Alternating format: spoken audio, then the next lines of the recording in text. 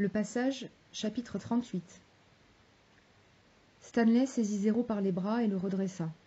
Puis il se pencha en avant et le laissa retomber sur son épaule droite. Il se releva, soulevant le corps épuisé de Zéro. Il abandonna le sac et la pelle et reprit l'escalade. Les jambes de Zéro pendaient devant lui. Stanley n'arrivait plus à voir ses propres pieds, ce qui rendait sa progression difficile parmi les enchevêtrements d'herbes et de ronces. Il se concentrait sur chaque pas, levant et abaissant le pied avec précaution. Il ne se souciait que de faire un pas de plus à chaque fois, sans penser à l'impossible tâche qu'il lui faudrait accomplir pour parvenir au sommet. Il grimpait de plus en plus haut.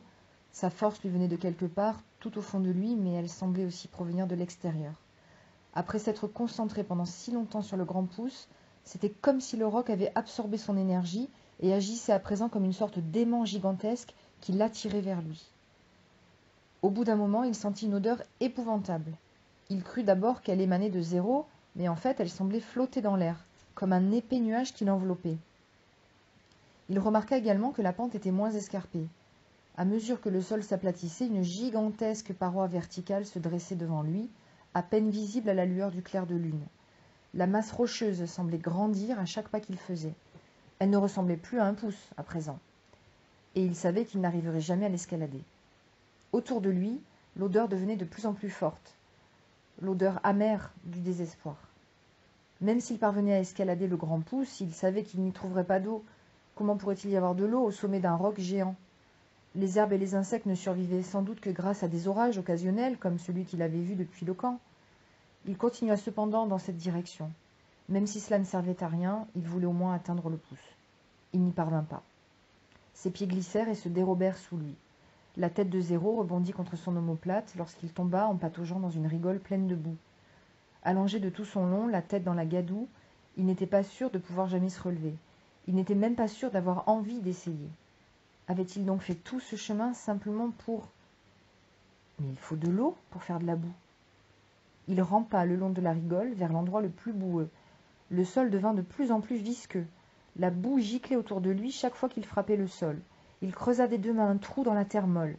Il faisait trop noir pour qu'il puisse voir quoi que ce soit, mais il eut l'impression de sentir au bout de ses doigts une minuscule mare d'eau au fond de son trou.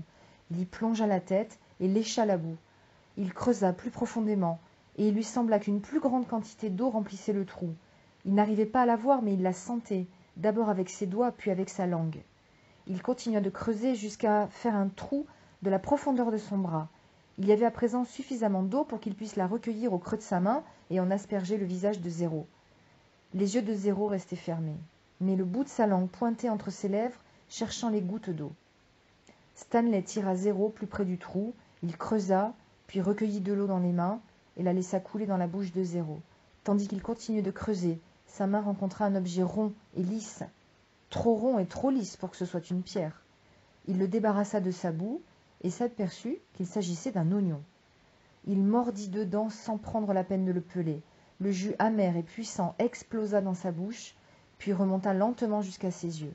Et lorsqu'il l'avala, il sentit sa tiédeur se diffuser dans sa gorge et dans son ventre.